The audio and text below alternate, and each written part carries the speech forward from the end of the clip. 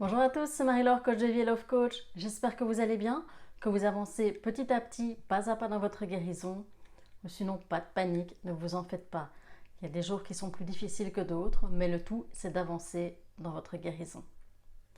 À ce propos, je vais partager avec vous une question qu'on peut se poser dans les moments où, vous savez, où voilà, ça va pas. On remet tout en question, où on se dit oui, mais peut-être que c'est moi, peut-être que c'est moi qui suis trop exigeante, peut-être que c'est moi peut-être que c'est moi qui, et toutes les choses comme ça. Et aujourd'hui, je vais vous poser la question, qui ne s'est jamais posé la question parmi vous, de se dire, oui, mais si vraiment c'est un ou une perverse narcissique, comment ça se fait qu'il y a encore des ex qui lui parlent?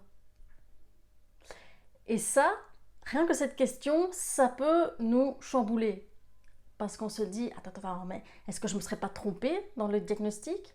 Est-ce que finalement, je ne suis pas dans le faux? Pas de panique. Alors, déjà, premièrement, ne vous comparez pas. D'accord? Pour avancer, ne vous comparez pas aux autres. Deuxièmement, j'ai envie de vous dire, vous ne pouvez pas inventer ce que vous avez vécu. C'est tellement énorme la perversion narcissique que il faut vraiment l'avoir vécu pour sortir des choses comme ça. Et malheureusement, c'est ce qui fait que quand on commence à raconter ce qu'on a vécu, les gens nous disent un peu « Ouais, c'est ça, t'exagères pas un petit peu ?» Non, c'est tellement énorme et c'est vraiment des choses qui sont... Mais aucune personne normale ne pourrait penser à faire des pièges, à faire des mensonges comme ça, à être aussi machiavélique, que voilà, ce que vous racontez, vous ne pouvez pas l'avoir inventé. Et surtout, votre corps ne peut mentir. N'oubliez pas, pour qu'il y ait traumatisme, c'est qu'il y a eu violence. Donc vous ne pouvez pas faire mentir votre corps. Autre chose aussi, c'est que, voilà, ne vous comparez pas à ces ex parce que ces ex ne sont pas au même niveau que vous dans leur développement personnel. Je m'explique. Vous, à un moment donné, vous vous êtes dit, il y a un truc qui ne va pas. Il y a un truc qui ne va pas, j'ai cette intuition qui est de plus en plus présente, qui est de plus en plus forte, de se dire, là, il y a vraiment un truc qui ne va pas dans cette relation. Et qu'est-ce qui s'est passé? C'est que vous vous êtes mis en quête de recherche, de vérité, en se disant, vous êtes dit à un moment donné, voilà, je dois savoir. Je dois savoir ce qui se passe, je dois savoir si c'est moi qui suis dans le faux, si c'est l'autre qui a un problème, je dois savoir. Même si ça fait mal, je dois savoir. Et pour ça, il faut être fort. Vous avez osé. Vous dites, voilà, peu importe, ça risque de me faire mal, mais j'y vais. Et c'est sûr qu'au plus vous allez découvrir sur la perversion narcissique et que vous découvrez l'ampleur de l'imposture, ça fait mal. Ça fait mal et ça fait des remises en question qui sont bien au-delà de la relation. Et ensuite, il faut accepter ce diagnostic. Donc, c'est pour ça, vous êtes beaucoup plus fort et beaucoup plus loin dans votre développement personnel que les ex qui sont encore au stade de se dire c'est juste quelqu'un qui a un drôle de caractère, c'est juste quelqu'un qui est difficile à vivre. Voilà. Vous l'avez été aussi à ce stade-là. Vous avez été dans cette forme de déni. Mais peut-être que ces ex se disent, voilà, moi, je sens qu'il y a un problème, mais je ne me sens pas capable d'affronter la réalité. Il y a des gens comme ça qui se disent, je ne veux pas rentrer sur ce chemin-là parce que je sais que ça va réveiller certaines choses en moi, ça va réveiller des blessures, ça va réveiller des choses que j'ai pas envie et ça va m'amener dans un chemin où je vais de nouveau être face à mes blessures et à mes problèmes et je ne me sens pas capable.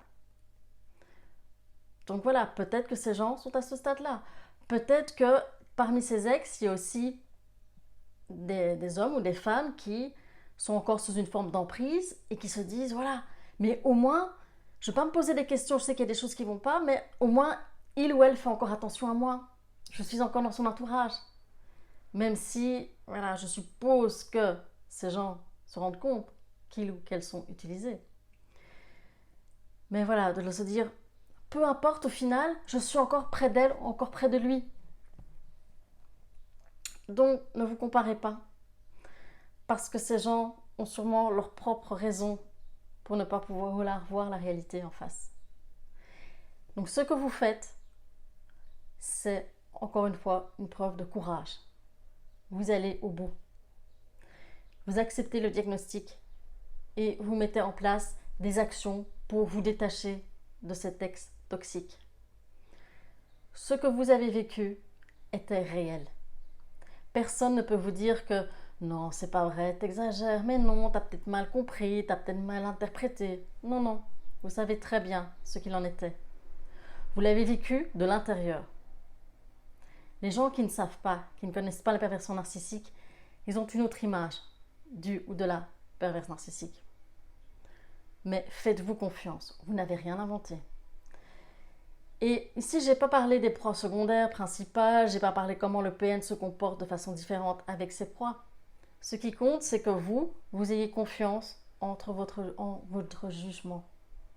Vous n'êtes pas dingue. Si vous sentez que oui, c'est une perverse narcissique, c'est que c'en est une ou un. D'accord? Donc, peu importe si ces ex restent encore en contact avec, peu importe si ces gens n'ont pas compris ou ne veulent pas regarder la réalité en face, ça, c'est leur problème. Vous aviez votre histoire avec cet ex toxique, vous avez votre vie et vous avancez. D'accord? Accrochez-vous, courage à vous, tout va bien se passer. Mais n'hésitez pas à vous auto-booster, à vous auto-coacher quand vous sentez que vous retombez dans une spirale de pensées négatives sur peut-être que c'est vous le problème. Ça, c'est des relents de la manipulation PN et c'est des relents du gaslighting ou de l'écran de fumée, si vous voulez. Tout ça, c'est des relents. C'est ces mieux modes de mécanismes qui reviennent pour vous dire ouais, peut-être qu'au final, c'est vrai, je ne devrais peut-être pas faire confiance à mon intuition. Ouais, peut-être qu'au final, c'est vrai, je ne devrais pas me faire confiance. Tout ça, c'est encore les relents. C'est encore la petite voix de votre ex. Mais ne vous inquiétez pas. Vous n'êtes pas dingue, vous n'êtes pas fou. D'accord? Courage à vous. À bientôt!